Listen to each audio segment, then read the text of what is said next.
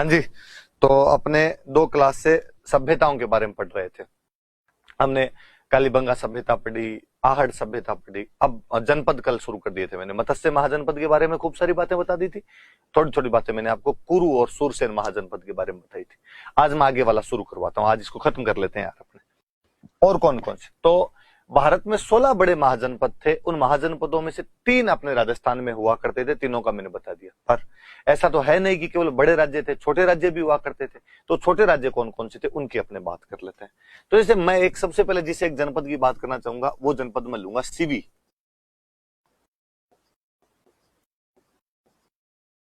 CV जनपद हुआ करता था। मुझे लगता है जब मैं सीवी जनपद नाम ले रहा हूं तो आपके दिमाग में सेकंड क्लास आ रही होगी कि सर आपने बताया था कि मेवाड़ के प्राचीन नाम मेदपाट, प्रागवाट और सीवी जनपद है। इसका मतलब इसका क्षेत्र तो कौन सा रहा होगा? तो इसका क्षेत्र मेवाड़ के आसपास का भाग, या मैं ज्यादा कहूं तो चित्तौड़ के आसपास का क्षेत्र, इस क्षेत्र के अंदर ये लोग रहते होंगे। कहते हैं किसी टाइम में ये अपने उत्तर पश्चिमी भारत के अंदर रहा करते थे। सिकंदर के आक्रमण के बाद में ये जो जाति या जनजाति कबीला जो था सीवी, ये इधर अपने चित्तौड़ वाले इलाके के आसपास में आ गए थे। और इनकी जो राजधानी थी वो राजधानी हुआ करती थी माध्यमिका, जिसको आजकल अपने नगरी कहते हैं। अब नाम इसका नगरी मिलता है, बाकी ये माध्यमिका थी। बहुत पुराना शहर है, खूब सारी जगह से इसकी जानकारी मिलती है माध्यमिका की। जैसे माध्यमिका की जानकारी आपको पाणिनि के अष्टाध्यायी से मिलती है। पाणिनि के अष्टाध्यायी में इसकी जानकारी है। बाद में पाणिनि के अष्टाध्यायी पे पतंजलि ने महाभाष्य लिखा था, उसमें भी इसकी जानकारी मिलती है। महाभारत से इसकी जानकारी मिलती है। जैनों का एक अभिलेख मिला है बरली, अजमेर में एक जगह पड़ती है,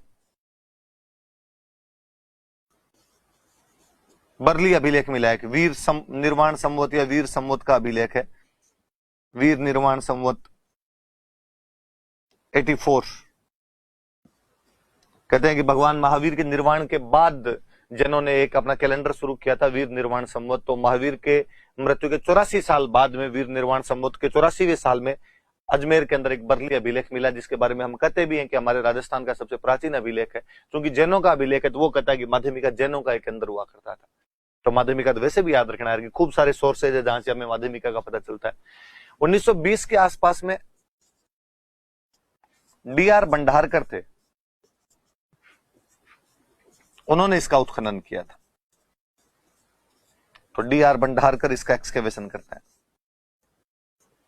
राजस्थान में अपने सबसे पहले किसी का एक्सकेवेशन हुआ था, तो एक्सकेवेशन इसी का होता है, माध्यमिका का। चीजों को पहले पता चल गया होगा किसी का, लेकिन एक्सकेवेटेड पहली जो साइट थी वो अपने माध्यमिका ही हुआ करती थी। तो सीवी जनपद वालों की राजधानी थी माध्यमिका। सिक्के वगैरह मिले माध्यमिका से सीवी जनपद के। चित्तौड़ के आसपास का इलाका था। पाणिनि के अष्टाध्यायी में इसकी जानकारी है, पतंजलि के महाभाष्य में जानकारी है, महाभारत से इसकी जानकारी मिलती है। बरली अभिलेख जो है वीर निर्माण संवत 84 का, उसमें इसकी जानकारी मिलती है।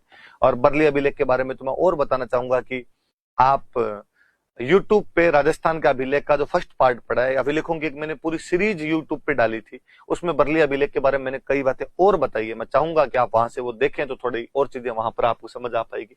बाकी ये थोड़ी सी अपने ध्यान रख लेना माध्यमिका के बारे में कौन कौन सी बातें थी। मैं और बताना चाहूँ तो जिसको आज अपने अब तो इसको नगरी बोलने लग गए। मैंने आपको बताया था कि नगरी में खूब बड़े बड़े से पत्थर मिले हैं, और उन्हीं पत्थरों में से कुछ पत्थर जो है वो गोसुंडी के अंदर ले गए थे। गोसुंडी पास में पड़ता है, तो श्रृंगार कंवर वाली जो गोसुंडी वाली बावड़ी है, तो कहते हैं उसके जो पत्थर है वहां नगरी से ले जाके वहां पर लगाए गए थे। और गोसुंडी में जो अभिलेख मिला हमें, तो वो भी कहते हैं कि वो अभिलेख वाला भाटा पहले इधर था, नगरी के अंदर था, और फिर वहां पर लेके चले गए थे, जिसमें हमें भागवत धर्म की जानकारी वाली इन चीजें मिलती है। तो इसके पत्थर इधर उधर आसपास में और ले जाए गए थे। तो कहते हैं कि इसके जो पत्थर थे उनको ले जाके पास में एक जगह और हाथीबाड़ा नाम की जगह, वहां पर भी इसके पत्थर लगाए गए थे। तो जो उसी से हाथीबाड़ा वाली नाम की जगह बनाई गई थी। और कहते हैं उस हाथीबाड़ा वाली जगह के पास में ही और अकबर की सेना का पड़ाव रहा था। तो अकबर ने वहां पर एक मीनार बनवाई थी, मीनार के अंदर रोशनी करते थे, और उस रोशनी से चित्तौड़ के किले पर नजर रखने का काम किया गया था। तो वो और अपने आप में आप याद रखना, उब दीवट बोलते हैं उसको। उब दीवट नाम की एक मीनार बनाई थी। उब मतलब खड़ी, दीवट मतलब यहाँ से दिया खड़ा एक मीनार की, जहां से आपको दिया रख दिया गया, वहां से उसकी जानकारी मिलती थी। तो नगरी वाली जगह से ही पत्थर ले जाके हाथीबाड़ा नाम की एक जगह का वो निर्माण किया गया था। नगरी वाली जगह के पत्थरों से आपकी गोसुंडी में बावड़ी वगैरह लगाई गई थी, और वो जो अभिलेख वाला बाटा है वो भी नगरी से ले जाया हुआ है। और अकबर ने यहाँ पे उब दिवट नाम की एक जगह और बनवाई थी, तो याद रखना। तो माध्यमिका के बारे में खूब सारी बातें अभी और आएगी, माध्यमिका की चीजें तो मैं और बताऊंगा अभी आपको। एक और बड़ा महाजनपद अपने मालव, सॉरी जनपद,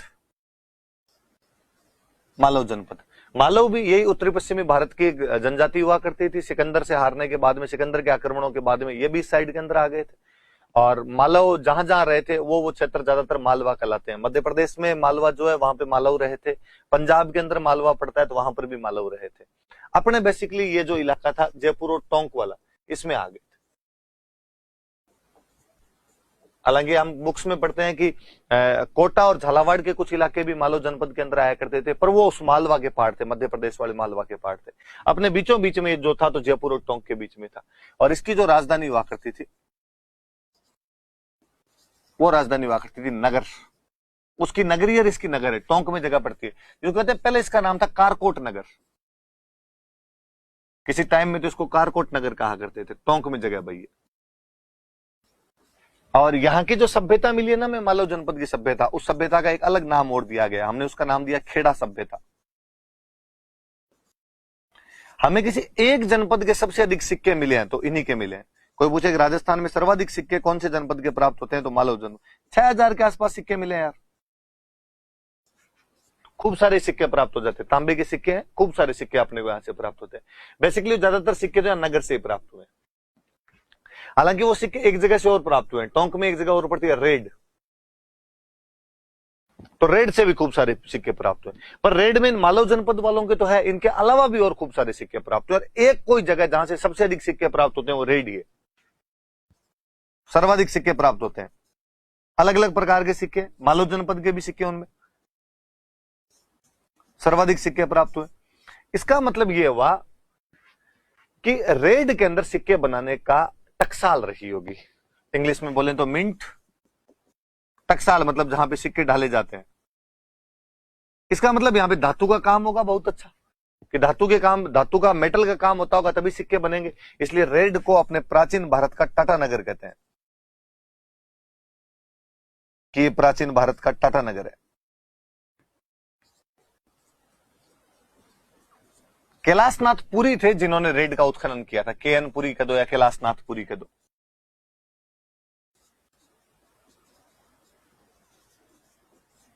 कि कैलाशनाथ पुरी ने इसका उत्खनन किया था, एक्सकेवेशन किया था। वापस देखना, जो मालव जनपद था वो जयपुर और टोंक वाले क्षेत्र के अंदर पड़ता है। मालव जाति द्वारा बसाया गया इसको। राजधानी इसकी नगर, या पहले का जो कारकोट नगर था टोंक में वो था।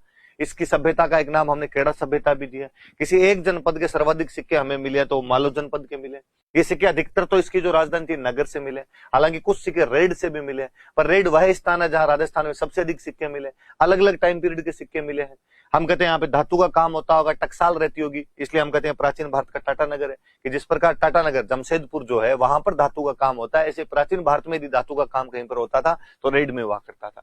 और इसका उत्खनन करने वाले कोई थे तो कैलाशनाथ पुरी थे। रेड भी टोंक के अंदर एक जगह पड़ती। तो आपने ये याद रख लेना। फिर एक महाजनपद के बारे में और बताना चाहूंगा आपको, योद्धे।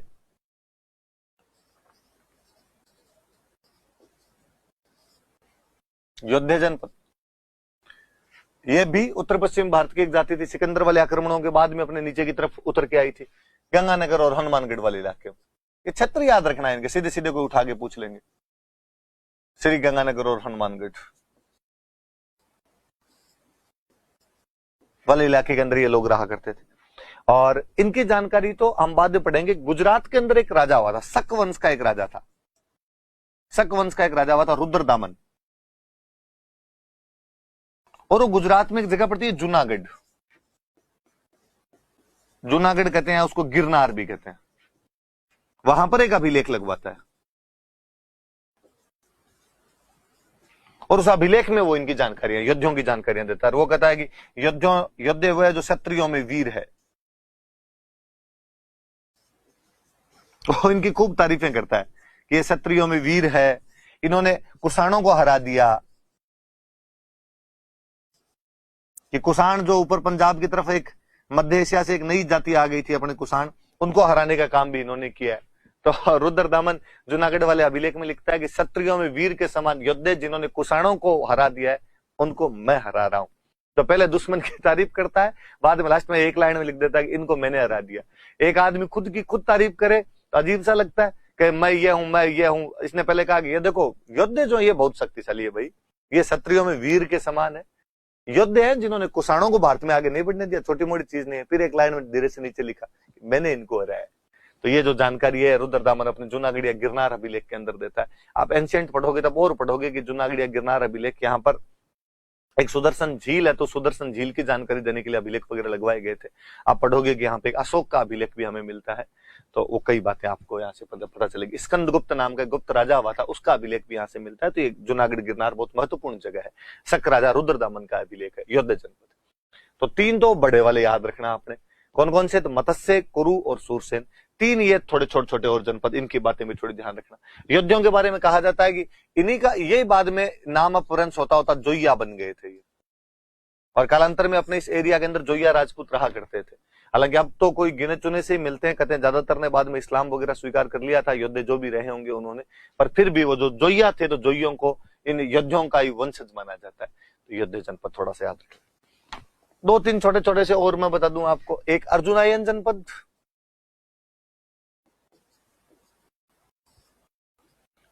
एक आपके हो जाएगा ये कल सालवा में बता ही रहा था आपको, और एक जनपद को राजन ने।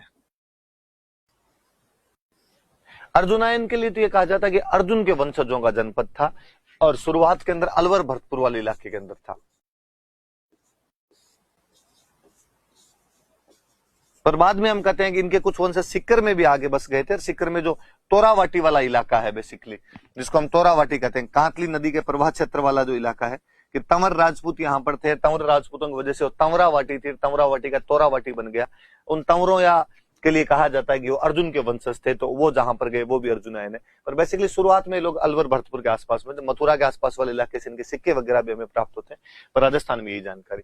सालवों के बारे में कल मैंने आपको बता दिया था, ये जनपद अलवर में था और अपनी अस्पष्ट सीमा को लेकर मत्स्य जनपद से लड़ाइयां करता रहता था। राजन ने जनपद भरतपुर के अंदर हुआ करता था, ये जनपद भरतपुर में था। तो बेसिकली जनपदों के बारे में जो अपने पास में बड़ी बड़ी सी जानकारियां, वो इतनी जानकारियां। कल तीन बड़े वाले मैंने बता दिए थे, आज ये थोड़े से मालव और सीवी के बारे में थोड़ी और बातें ध्यान रखना, बाकी की थोड़ी थोड़ी बातें मैंने आपको बता दी। इसके बाद में अगला काल आ जाता अपना मौर्य काल।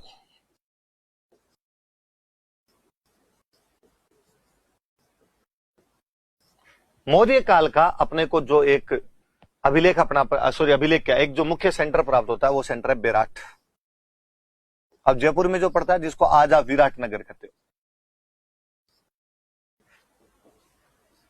जयपुर के अंदर जगह है। इसकी देखो कुछ बातें तो मैं आपको बता चुका था। मत्स्य जनपद जब मैंने पढ़ाया तो विराटनगर राजधानी थी। कल मैंने कई राजा विराट से संबंधित बातें मैंने बता दी। अपने मौर्य काल की बात करें तो वो है कि यहां से अपने को अशोक के अभिलेख प्राप्त होते हैं।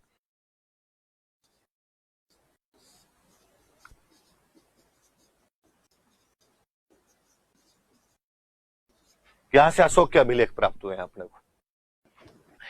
1837 में कैप्टन बर्ट नाम का एक बंदा था, उसने ये अभिलेख यहां से खोजे थे।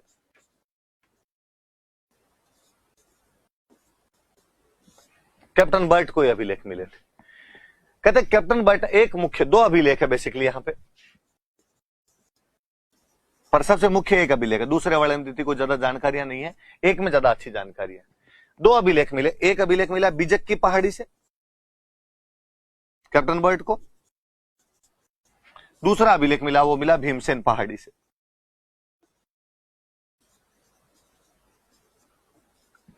बिजक पहाड़ी से जो अभिलेख मिला उसका नाम है भाबरू अभिलेख। कहते हैं कैप्टन बर्ट फौज का अधिकारी था, इसने वो बेराट से अभिलेख लिया, और बेराट से अभिलेख लेने के बाद इनका कैंप भाबरू नाम के गांव में 3 दिन तक बैठा रहा था, इसलिए वो अभिलेख इसने भाबरू में रखा, इसलिए उसका नाम भाबरू अभिलेख पड़ गया। बाकी उसका भाबरू से कोई लेना देना नहीं, भाबरू अलग गांव है, वो बेराट से मिला है और बिजक डूंगरी से वो मिला। बाद में कलकत्ता म्यूजियम में इसको भेज दिया गया था, इसलिए इस अभिलेख का एक और नाम बेराट कलकत्ता अभिलेख है। ये अच्छा अभिलेख है।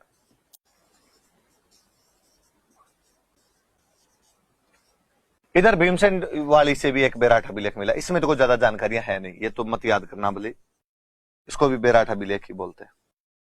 पर 2 अभिलेख मिले, इतना थोड़ा सा अपने को याद रहे। ये थोड़ा याद रखना कि बीजक पहाड़ी पे भाबरू अभिलेख किसको मिला, तो कैप्टन बर्ट को मिला। और कब मिला, तो 1837 के अंदर मिला। और इस अभिलेख के अंदर अशोक 2-3 बातें कहता है।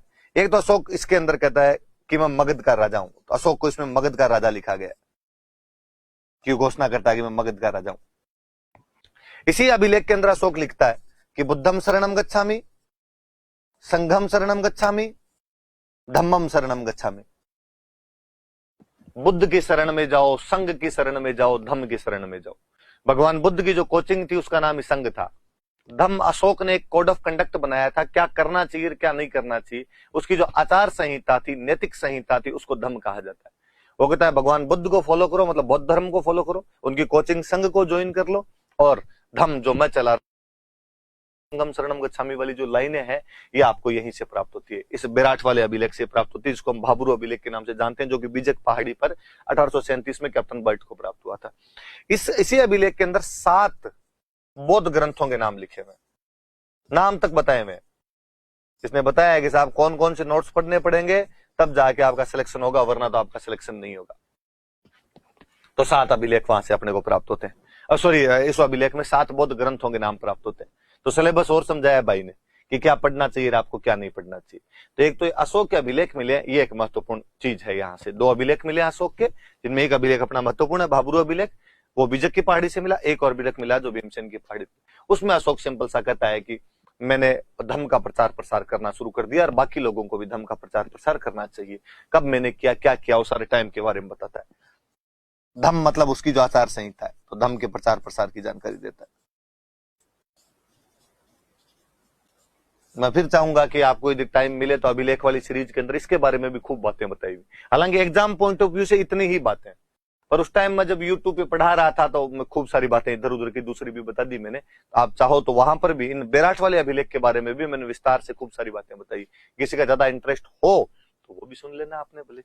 तो एक तो बेराट में अशोक वाले अभिलेख की सीधी सीधी सी ये बात, 2 बातें याद रखनी। मगध का राजा कहा गया, बुद्ध संघ और धम्म में अपनी निष्ठा व्यक्त करता है, 7 बौद्ध ग्रंथों की जानकारी देता है। अब जब ये 1837 में यहाँ पर मिला, तो आप यदि राजा महाराजा चेक करेंगे तो उस समय अपने राम सिंह सेकंड अपने यहाँ पे राजा हुआ करते थे जयपुर में। जयपुर के अंदर आता था, तो राम सिंह सेकंड ने कहा यार ये गोरे यहाँ से ठीक उखाड़ उखाड़ के लेके जा रहे हैं, अपने भी पता लगाओ कुछ मिलता है कि नहीं मिलता है। तो राम सिंह, जयपुर के राजा जो राम सिंह सेकंड थे, उन्होंने भी यहाँ पर उत्खनन करवाया था। उनके टाइम में यहाँ पर उत्खनन करवाया गया, और जब उत्खनन करवाया गया तो यहाँ पर एक सोने की छोटी सी संदूक मिली, स्वर्ण मंजूसा। मंजूसा मतलब संदूक, और उसके अंदर यू राख सी है, और ऐसा कहा जाता है कि शायद भगवान बुद्ध के अवशेष है, रेमनेंट्स ऑफ लॉर्ड बुद्धा। और ऐसा माना जाता है कि भगवान बुद्ध के मरने के बाद में उनके जो राख थी, उसके जो अवशेष थे, उनको अलग अलग स्थानों पर ले जाकर रखा गया था। अलग अलग स्थानों पर ले जाके स्तूपों के अंदर उसको वहां पे जमाया गया था, लोग उनकी पूजा किया करते थे। तो बेराट भी बौद्ध धर्म का एक मुख्य केंद्र था। इसीलिए अशोक जो अपना है वो यहाँ पर अभिलेख लगवा रहा है बौद्धों को इंप्रेस करने के लिए, और वो कहता देखो मैं भी आपके बुद्ध भगवान को कितना मानता हूं, और इसीलिए यहाँ पर स्तूप वगैरह रहा होगा जिसके अंदर भगवान बुद्ध के अवशेष रहे होंगे। ऐसी एक बात कही जाती है कि वो स्वर्ण मंजूसा यहाँ पर मिली थी। गौरव ने करवाया 1936 में। दयाराम साहनी अपने यहाँ पर उत्खनन करते हैं बाद में, जब सिंधुगढ़ सभ्यता की खोज हो गई थी, उसके बाद कहा भाई यहाँ और पता लगाया जाए, तो दयाराम साहनी ने यहाँ पर उत्खनन किया था। और ज्यादा चीज तो कोई मिली नहीं मिली, पर एक तो पहाड़ियां हैं, पहाड़ियों में कुछ ना कुछ लिखा हुआ है। जो वो जब आप लिखा हुआ देखोगे तो ऐसे लगेगा जैसे शंख जो होता है, शंख जो बजाया जाता है अपने, तो शंख की आकृति में लोग लिखा करते थे। तो यहां से शंख लिपि प्राप्त होती है। तो कोई आपसे सिंपल सा पूछेगा कि बेराट की लिपि को क्या कहा गया है, तो उसे शंख लिपि कहा गया। एक यहाँ के वो जो चट्टाने हैं उनके अंदर हमें खूब सारे चित्र मिले, सेल चित्र, रॉक पेंटिंग्स, खूब सारी रॉक पेंटिंग्स भी हमें यहाँ से प्राप्त होती है। तो बेराट के बारे में ये बातें भी याद रखना भाई। एक तो बेराट में अशोक वाले अभिलेख मिले हैं, 2 अभिलेख अपने को, एक तो बीजक पहाड़ी से, एक भीमसेन की पहाड़ी से, उसको भाबरू अभिलेख कहा जाता है। बेराट कलकत्ता अभिलेख भी कहा जाता है क्योंकि बाद में कलकत्ता भेज दिया था उसको। एक बेराट अभिलेख और है दूसरा, उसमें तो धम्म की बातें करता है। इधर वाले में वो कहता है कि बुद्ध, संघ और धम्म तीनों में मैं विश्वास रखता हूँ, और 7 बौद्ध ग्रंथों की जानकारी देता है, खुद को मगध का राजा बताता है वो। तो वो थोड़ी बातें याद रख लेना। और राम सिंह सेकंड ने उत्खनन करवाया, एक स्वर्ण मंजूसा मिली जिसमें शायद भगवान बुद्ध के अवशेष रहे हुए होंगे, 1936 में दयाराम साहनी ने उत्खनन किया था। यहाँ की जो लिपि है उसको संख लिपि कहा गया है। यहाँ की चट्टानों में हमें चित्र मिले तो रॉक पेंटिंग्स प्राप्त होती। यहाँ पर वो एक बंदा आके गया था, हवेनसांग, चीनी यात्री था हवेनसांग। तो हवेनसांग ने बेराट की यात्रा की थी।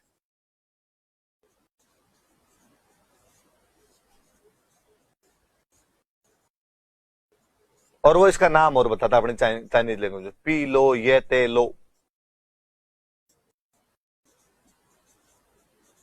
वो कहता है इसका नाम है पी लो ये ते लो। चाइनीज लैंग्वेज के अंदर उसने अपने बेराट का जो भी नाम लिखा। 634 के आसपास में वो बेराट की यात्रा करता है। और वो कहता है किसी टाइम में यहां बौद्धों के 8 मंदिर थे, 8 बौद्ध मंदिर थे। और वो कहता है कि बाद में इनको तोड़ दिया था, हुणों के एक राजा ने तोड़ दिया था। हुणों का वो राजा था मिहिरकुल।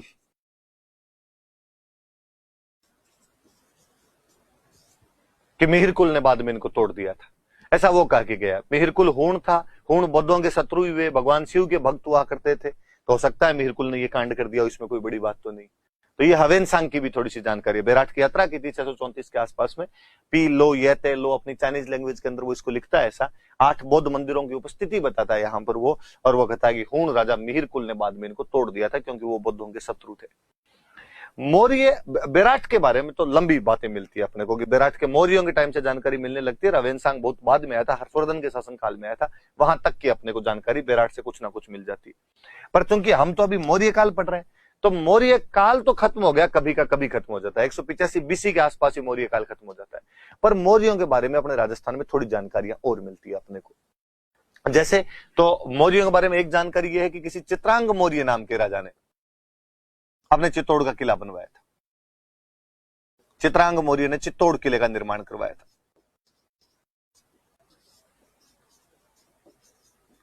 और चित्रांग के नाम पर इसका नाम चित्रकूट हुआ करता था, इसे चित्रकूट दुर्ग कहते थे। यह भी है कि उसने यहां पर एक तालाब बनवाया था और उस तालाब का नाम था चतरंग, चतरंग पौंड बनाया था। ये जितनी भी जानकारी है हमें इसके बारे में, ये एक बुक से मिली है, कुमारपाल प्रबंध। कुमारपाल प्रबंध नाम की किताब है, उससे ये जानकारी मिलती है।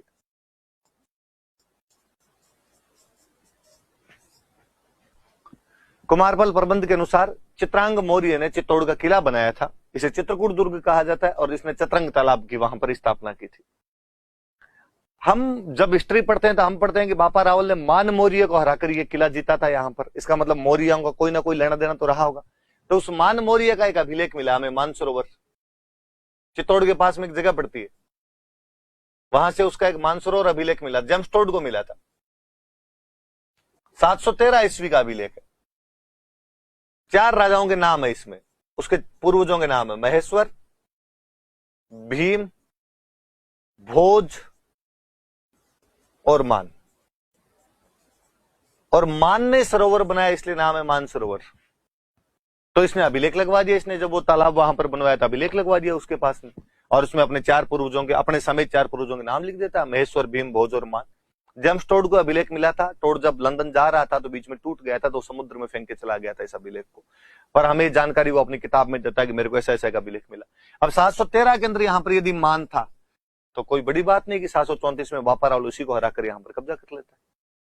तो ये भी एक सही बात है अपने आप। फिर मौर्यों का एक अभिलेख अपने को मिलता है कणसवा, शिव जी का मंदिर है, कणसवा शिवालय अभिलेख मिला है कोटा से।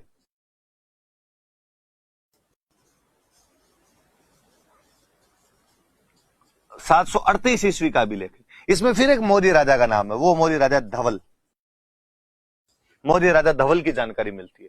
और ये राजस्थान में मौर्यों के बारे में अंतिम जानकारी है। इसके बाद में हमें मौर्यों के बारे में कोई भी जानकारी राजस्थान के अंदर नहीं मिलती। तो ये भी थोड़ा सा याद रख लेना भाई कि कणसवासी वाले अभिलेख कब का है, तो 738 ईस्वी का। तो परवर्ती मौर्यों के बारे में, लेटर जो मौर्यास थे जो राजस्थान में रह गए थे, उनकी थोड़ी जानकारियां हैं। कुमारपाल प्रबंध कहती है कि चित्रांग मौर्य ने चित्तौड़ किला बनाया, इसे चित्रकूट दुर्ग कहा जाता है, और चित्रंग तालाब बनाया था। मानसरोवर अभिलेख 713 का कहता है कि राजा मान ने यहाँ पर मानसरोवर तालाब बनवाया था, जिसके 3 पूर्वज पहले महेश्वर, भीम और भोज के नाम मिलते हैं। जेम्सटोड को अभिलेख मिला था, लंदन जाते समय समुद्र में फेंक के चला गया था। 738 ईस्वी का कोटा में कणसवा शिवालय, शिवालय मतलब शिव जी के मंदिर का एक अभिलेख मिला है। इसमें मौर्यों के राजा धवल का नाम मिलता है, और ये राजस्थान में उनके बारे में अंतिम जानकारी। इसके बाद मौर्यों का कोई भी नाम लेवा अपने राजस्थान में नहीं था। तो एक बड़ा सेंटर तो बेराट, और फिर ये परवर्ती मौर्य लेटर मौर्यास जो थे उनके बारे में अपने को क्या क्या जानकारी। अब मौर्यों के बाद में क्या हो, मौर्योत्तर काल। मौर्योत्तर काल में अपने यहां पर कई वंश आ गए थे, इंडो ग्रीक आ गए थे, आपके शक आ गए थे, कुषाण आ गए थे, इधर अपने सुंग थे, कण्व थे, सातवाहन थे, साउथ इंडिया में चेर थे, चोल थे, पांड्य थे। अपने उत्तर पश्चिमी भारत ऊपर वाले इलाके में इंडो ग्रीक थे, शक थे और कुषाण थे। बीच वाला जो सेंट्रल इंडिया इसके अंदर सुंग थे, कण्व थे और सातवाहन थे। एक थेड साउथ के अंदर जाके अपने चेर, चोल और पांड्य हुआ करते थे। तो भारत खंडित था, तो किसी एक वंश का नाम ले नहीं सकते, तो आप कहते हो साहब मौर्यों के बाद वाली जितनी जानकारियां हो एक साथ ही ले लो यार हमसे, तो आप कहते हो मौर्योत्तर। तो वो जो इंडो ग्रीक जिनकी मैं बात कर रहा हूं, हिंद यूनानी राजा, ऐसा कहते हैं कि सिकंदर जब वापस गया था तो अपने कई सेनापति यहां बीच बीच में छोड़ के चला गया था। उन सेनापतियों में से कोई सेनापति इंडिया की तरफ बढ़ के आ गया था आगे, तो ग्रीक सेनापति इंडिया की तरफ आ गए, इसलिए उनको इंडो ग्रीक कहा जाता है। और ये जो इंडो ग्रीक राजा थे, इनमें एक राजा हुआ था मिनांडर, और मिनांडर ने अपने माध्यमिका पर आक्रमण किया था। माध्यमिका मतलब समझ जाओ, कोई नगरी, माध्यमिका पर आक्रमण कर दिया था 150 ईस्वी में। और यही जानकारी आपका पतंजलि का महाभाष्य देता है। शुरुआत में मैं बता रहा था कि भाई माध्यमिका की जानकारी कहां कहां से मिलती है, तो मैं आपको कह रहा था कि इसकी जानकारी हमें पाणिनि के अष्टाध्यायी से मिलती है, पतंजलि के महाभाष्य से मिलती है, महाभारत से मिलती है, और मैंने बताया कि बरली अभिलेख से मिलती है, जो वीर निर्वाण संवत 84 का अभिलेख है। वो पतंजलि का महाभाष्य ये कहता है कि साहब एक मल्लेच्छ, अपने बाहर से जो भी आता उनको मल्लेच्छ कहते थे, मल्लेच्छ ने आक्रमण कर दिया और वो माध्यमिका, साकेत और पाटलिपुत्रा तक पहुंच गए। साकेत का मतलब था अयोध्या, माध्यमिका मतलब अपने चित्तौड़ नगरी, और पाटलिपुत्रा मतलब पटना। तो मिनांडर के आक्रमणों की जानकारी देता है। तो ये याद रखना कि इंडो ग्रीक राजा मिनांडर ने अपने माध्यमिका पर आक्रमण किया था इस काल में। इस मिनांडर के 16 सिक्के हमें बेराट से प्राप्त होते हैं। तो मतलब इसका राज वगैरह रहा होगा, इसलिए सिक्के वगैरह चलो। वैसे तो इंडो ग्रीक के टोटल 28 सिक्के मिले हमें वहां से, पर उनमें से 16 जो रहे होंगे वो मिनांडर के रहे होंगे। तो अपने ये याद रखना। मुझे याद है एक बार ये किसी एग्जाम के अंदर अपने क्वेश्चन पूछा हुआ था, तो थोड़ा सा इसके बारे में ध्यान रख लेना। भरतपुर में एक जगह पड़ती है नोहे, नोहे नाम की एक जगह भरतपुर में। यहां से सुंगों के टाइम की, सुंगकालीन एक मूर्ति मिली है। यक्ष ऋषि हुआ करते थे पहले, उनको यक्ष बोला करते थे। तो एक यक्ष की मूर्ति मिली है, हमने उसका लोकल भाषा में नाम दिया जाख बाबा। तो कोई पूछेगा आपको कि जाख बाबा की मूर्ति कहां से प्राप्त होती है, तो नोहे से प्राप्त होती है। वास्तव में यक्ष की मूर्ति है। आप जब मौर्य काल, मौर्योत्तर काल पढ़ोगे तो आप पढ़ोगे कि खूब सारी यक्ष यक्षिणी की मूर्तियां हमें प्राप्त होती है। हमने लोकल भाषा में उनका नाम जाख बना दिया। ये यक्ष से यक हुआ, यक से जक हुआ, जक से जक हुआ, और जक से आपका जाख हो गया। मैंने कभी बताया होगा किसी क्लास में, या मैं आगे कभी बता दूंगा आपको कि शिमला के पास में तो बाकायदा एक गांव है जाखू, और जाखू गांव में हनुमान जी का एक बहुत बड़ा मंदिर बना हुआ है। मैं एक बार उस गांव के अंदर गया था, उस मंदिर को देखने के लिए हम शिमला गए हुए थे, तब गए थे। ऐसा कहा जाता है कि हनुमान जी जब संजीवनी बूटी लेने के लिए जा रहे थे, तब वहां पर बीच में उन्होंने स्टे किया था, और एक यक्ष था। उस यक्ष से उन्होंने पूछा था कि संजीवनी बूटी कौन से पहाड़ पर मिलेगी, उस यक्ष ने बताया था, तब वहां पे बालाजी गए थे। हालांकि उनको पता नहीं चला संजीवनी बूटी कौन सी है, तो डोकरा पूरा पहाड़ी उठा के ले गया था वहां से। तो वहां उस बोर्ड का जो मंदिर का जो बोर्ड लगा था उसमें लिखा हुआ था यहाँ पे एक यक्ष रहता था। उस यक्ष को हमारी भाषा में यक बोलने लग गए, यक से वो जक हो गया, जक से वो जक हो गया, जक से वो जाक हो गया, इसलिए हम उसको जाक बाबा कहते हैं। जाक बाबा की वजह से हमारे गांव का नाम जाखू है। तब मुझे लगा कि हाँ यार, अपने नोह वालों को भी अपने जाक बाबा ही कहते हैं, तो नोह वाला ध्यान रखना। तो एक नोह है सेंटर, इसी टाइम का अपने को ये सेंटर मिला। इसी टाइम का एक सेंटर अपने को मिलता है रंग महल। हनुमानगढ़ जिले के अंदर रंग महल नाम की जगह, जिसका उत्खनन करने के लिए स्वीडन से एक डॉक्टर आई थी, डॉक्टर हन्ना रीड, स्वीडन की एक डॉक्टर थी, और इसने इसका उत्खनन किया था। और हमें यहां से इसके टाइम का रंग महल से एक उनको कुषाणों के टाइम का, कुषाणकालीन सेंटर है। कुषाणकालीन एक गुरु शिष्य की मूर्ति प्राप्त होती है।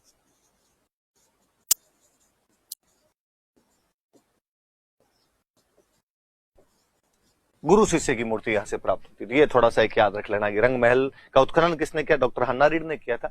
हनुमानगढ़ जिले में एक जगह पड़ती है, और कुषाणकालीन गुरु शिष्य की मूर्ति प्राप्त होती है। नोहे से सुंगकालीन है, यक्ष की मूर्ति है, यहाँ से कुषाण कालीन है और गुरु शिष्य की मूर्ति है। बस मौर्योत्तर काल में 3 ही जानकारियां अपने पास, और कोई जानकारी नहीं। याद रख लेना 3 जानकारियां कौन कौन सी आपके। एक जानकारी तो कौन सी है, तो एक जानकारी तो अपने पास में यह है कि आपके वो सब कौन सा ये मौर्योत्तर काल मिनांडर ने अटैक कर दिया था माध्यमिका पे। एक नोहे से हमें सुंगकालीन मूर्ति मिली है और एक रंगमहल से हमें कुषाणकालीन मूर्ति मिली है। इसके बाद आगे गुप्त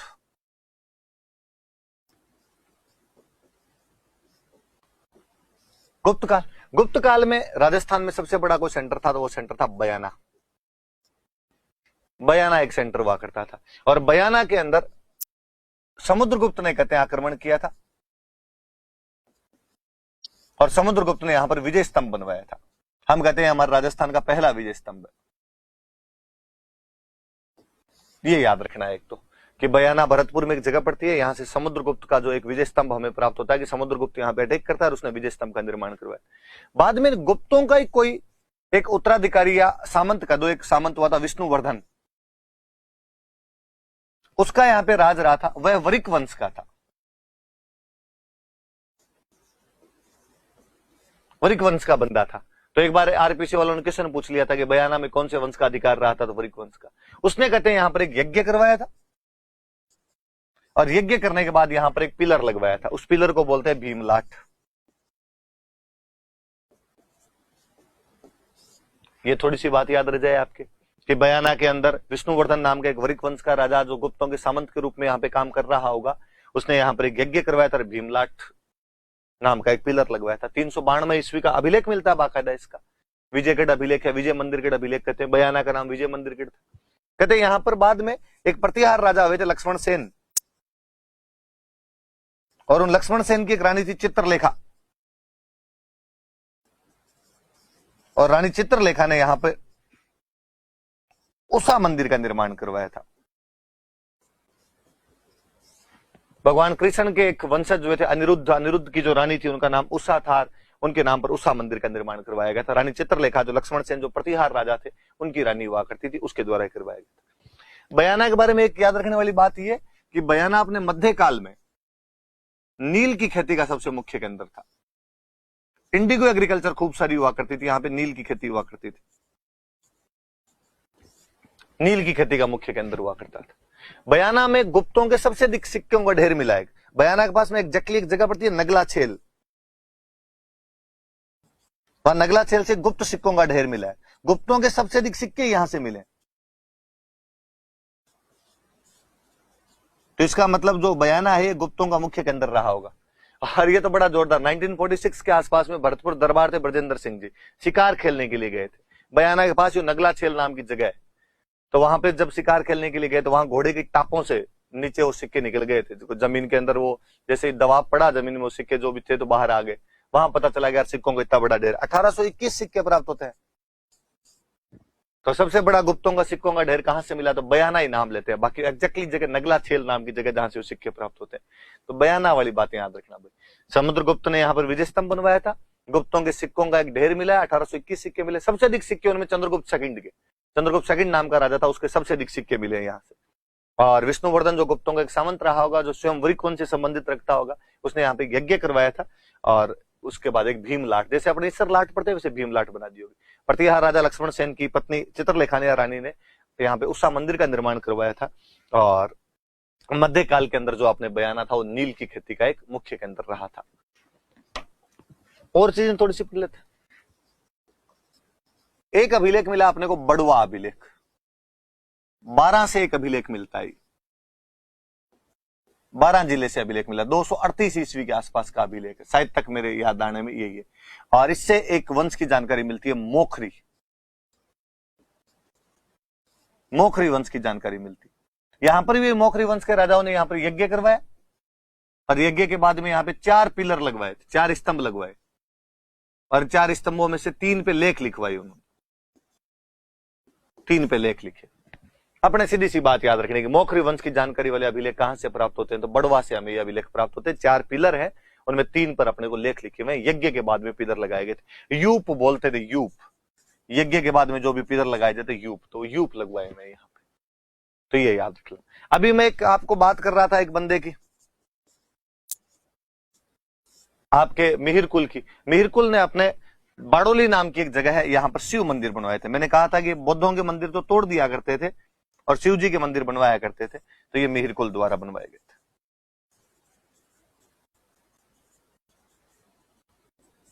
गुप्तों के लास्ट टाइम में जाके खून आने शुरू हो गए थे, तो उनके टाइम की बात है, तो ये भी याद रख लेना आपने। और एक गुप्तों के टाइम में मंदिर अपने कोटा में एक जगह पड़ती है चार चोमा, यहां पर भी अपने गुप्तकालीन मंदिरों का एक समूह मिला, खूब सारे अलग अलग प्रकार के मंदिर मिले, गुप्तकालीन मंदिर समूह। तो कोई पूछे कि कोटा में कौन सा स्थान है जहां से गुप्तकालीन टेम्पल कॉम्प्लेक्स मिलता है हमें, तो वो चार चोमा नाम की जगह। सीधी सीधी बयाना, बड़वा, बाड़ोली, ट्रिपल बी और एक चार चोमा याद रखना सी। बस गुप्त काल की इतनी बातें अपने पास। अपन लास्ट आ जाओ, गुप्तोत्तर काल, गुप्तों के बाद का पोस्ट गुप्ताज पीरियड। एक ही सेंटर मिलता है अपने को, भीनमाल, जो पहले तो चावड़ा वंश की राजधानी थी।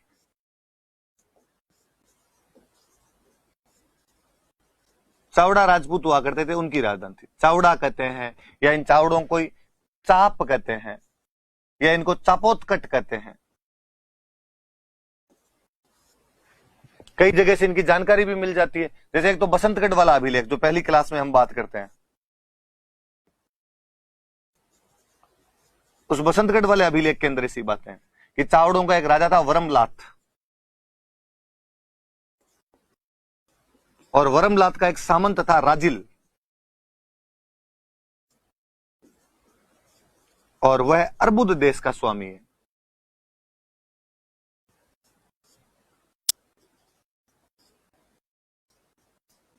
तो एक तो सामंत व्यवस्था की जानकारी दे रहा है ये अभिलेख अपने आप में, और ये बता रहा है कि राजा वरमलात चावड़ा वंश का राजा था, वो इस समय यहाँ पे राज कर रहा था। तो बसंतगढ़ अभिलेख से जानकारी मिलती है। फिर भीनमाल के दो बड़े विद्वान हुए अपने, एक वे कवि माघ, वो भी इन्हीं चावड़ों के टाइम के थे, जिन्होंने एक किताब लिखी है संस्कृत की, बहुत शानदार बुक है, शिशुपाल वध, भगवान कृष्ण ने किस प्रकार शिशुपाल को मारा था। और इसके अंदर कवि माघ भी लिखते हैं कि मेरे दादाजी का नाम है सुप्रभदेव, और मेरे जो दादाजी है सुप्रभदेव जो है, ये वरमलात के मुख्यमंत्री है। वो एग्जैक्टली शब्द का इस्तेमाल करते हैं कि सर्वाधिकारी है, मुख्यमंत्री को बोलते थे कि मेरे जो दादाजी है सुप्रभदेव और राजा वरमलात के सर्वाधिकारी। इसका मतलब जो कवि माघ है वो भी कहीं ना कहीं वरमलात की जानकारी देते। फिर एक वे ब्रह्मगुप्त, हम जिनको कहते हैं कि न्यूटन से बहुत पहले इन्होंने गुरुत्वाकर्षण की खोज कर ली थी, हम इनको भारत का न्यूटन कहते हैं। दो शानदार किताबें लिखी इन्होंने, एक किताब का नाम है ब्रह्म स्फुट सिद्धांत,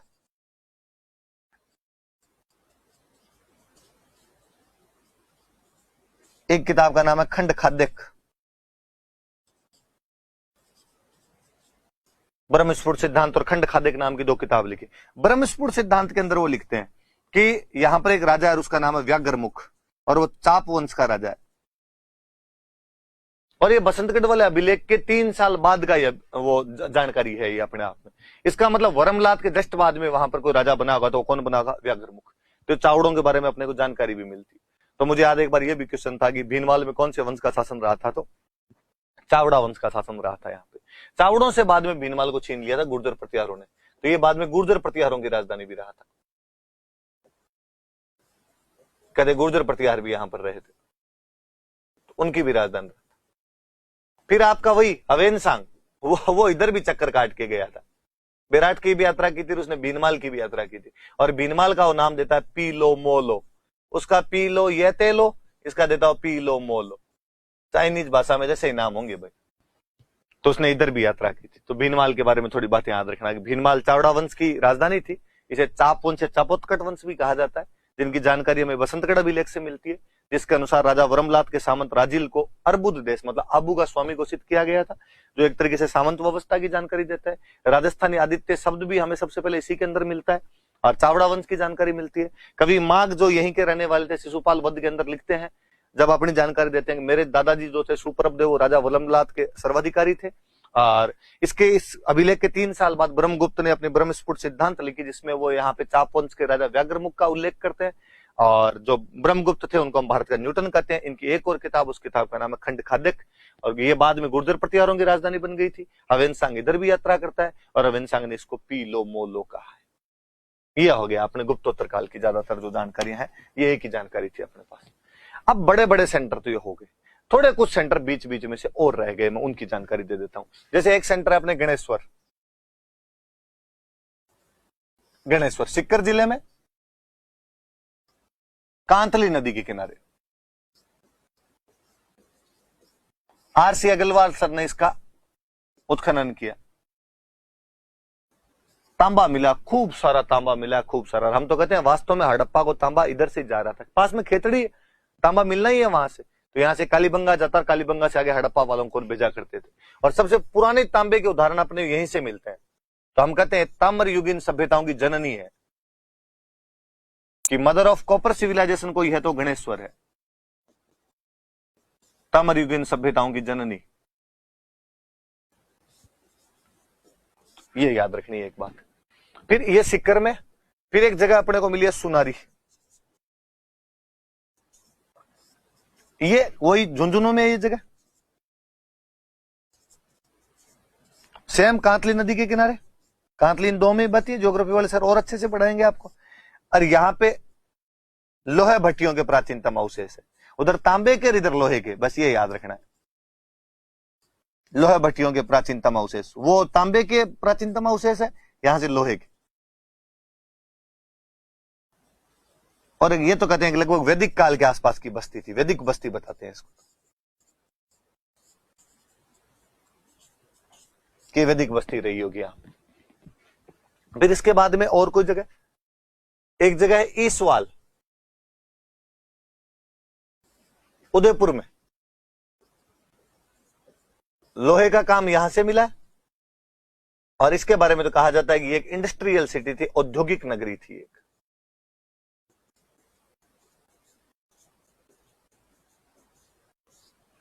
एक जगह अपने नागौर में कुराड़ा,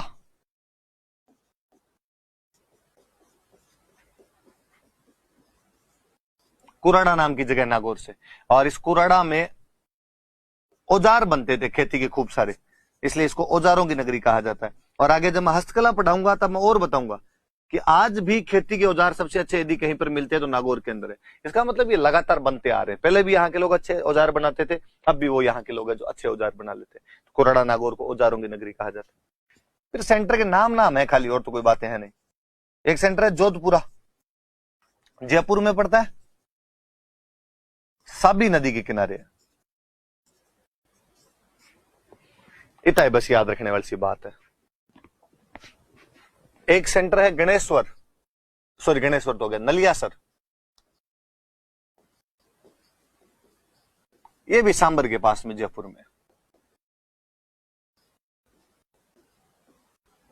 सेंटर के नाम को सीधा पूछ ले। एक हड़प्पा कालीन एक ही मिला है बरोर, श्री गंगानगर में।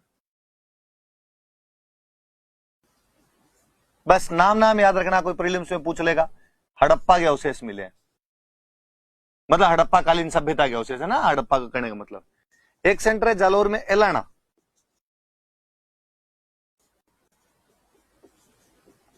नाम याद रखना, कई बार प्रीलिम्स में मिला ले आपको, एलाना, बरोर, नलियासर, जोधपुरा, इधर जिलों के नाम लिख दे वो कि कौन सा इनमें कहां पर पड़ता है, तो वो थोड़ी सी बात याद रख ले। एक कुछ जगह ऐसी है अपने जहां से अपने को शैल चित्र खूब सारे प्राप्त हुए हैं।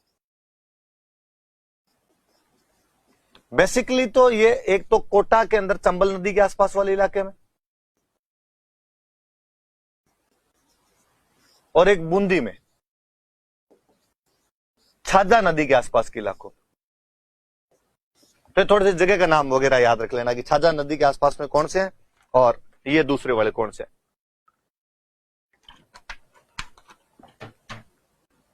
सिंपल कोई मेंस में भी कई बार पूछ ले कि भाई शैल चित्र कहां कहां से मिले, तो कोटा में शैल चित्र अपने को मिलते हैं रावत भाटा, आलनिया और कन्यादह, मतलब चंबल के आसपास वाले इलाकों में इन्हीं जगह से अपने को मिले, रावत भाटा, आलनिया और कन्यादह में, चंबल नदी के आसपास में। इधर बूंदी से एक जगह मिलती है अपने को गड़दड़ा, सिंपल कोई गरदड़ा से क्या मिले, शैल चित्र प्राप्त हुए। रावत भटा आलनिया कन्यादय से क्या मिले, शैल चित्र प्राप्त हुए। विराटनगर मैंने बता दिया शैल चित्र वाला। एक दो जगह आपकी अलवर में हरसोरा और डडीकर, ये अलवर की दो जगह जहां से अपने को शैल चित्र प्राप्त होते हैं। और एक जहां तक मेरे को याद आता सिक्कर में एक जगह पड़ती है सोहनपुरा। इनमें से एक बार क्वेश्चन पूछा हुआ है भाई, तो थोड़ा याद रख लेना। यहां से भी अपने को शैल चित्र वगैरह प्राप्त होते हैं। ये आपके मुख्य मुख्य जगह भाई, ये मुख्य मुख्य साइट वापस देख लो बोले। ये दो तीन तो नाम है, कुछ शैल चित्र कहां कहां से है। तो कोटा में चंबल नदी वाले क्षेत्र में, बूंदी में छजा नदी वाले क्षेत्र में, और ये रावत भटा आलनिया और कन्यादय। कन्यादय साइड तक जहां तक चेक करना 12 होना चाहिए। मेरे कोटा पता नहीं क्यों याद आ रहा है। रावत भटा और आलनिया तो कोटा में ही है। गरदड़ा बूंदी के अंदर जगह पड़ती है। हरसोरा डडीकर अलवर के अंदर है। सोहनपुरा अलवर में, सॉरी सोहनपुरा सिक्कर में, मैं गलत लिख गया, ये सिक्कर में। यहां से शैल चित्र प्राप्त। विराटनगर एक मैंने अभी बता ही दिया था आपको, जयपुर में, यहां से भी हमें शैल चित्र मिले। तो राजस्थान में कहां कहां से शैल चित्र प्राप्त होते हैं, प्री में, मेंस में, किसी में उठा के पूछ लिया आपसे, ये वाली भी जानकारी भी याद रख लेना आप। ये भाई अपने हिस्ट्री का अजूमड़ा है। हिस्ट्री यहां पर खत्म होती है। हिस्ट्री का अपने कोई टॉपिक नहीं बचा। हमने प्राचीन पढ़ ली, हमने मध्य पढ़ ली, हमने आधुनिक पढ़ ली। अब हम जो भी शुरू करेंगे वो टोटल चीजें कल्चर के अंदर पढ़ेंगे। Thank you.